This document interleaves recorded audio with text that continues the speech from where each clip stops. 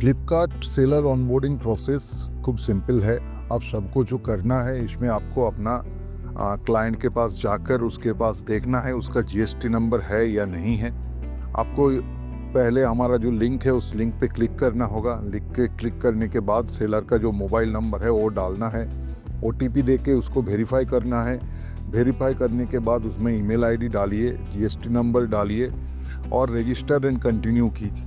Register and continue करने के बाद आपको जो टाइम मिलेगा उसी टाइम पर आप उस दुकान का बाकी डिटेल्स उधर डाल दीजिए, जैसे दुकान का नाम क्या है, उसका कैटेगरीज क्या है।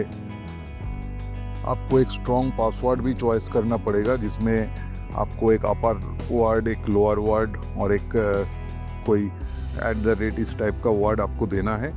इस टाइप से आप रजिस्टर कीजिए। उसके बाद हमारा जो एक्सेल शीट है उसमें पूरा डाटा आप फिलअप करके भेजिए।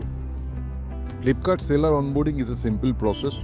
You have to just find out the seller details with GST number there, and then you have to enter the mobile number. After entering the mobile number, you can verify the mobile number through OTP. Then enter your email ID. After entering your email ID, put the GST number and then set registered and continue. After doing registered and continue, you just click on and make a good password there, and after making the good password, write the shop's name without any space and complete the data, and after that you just share us all the details.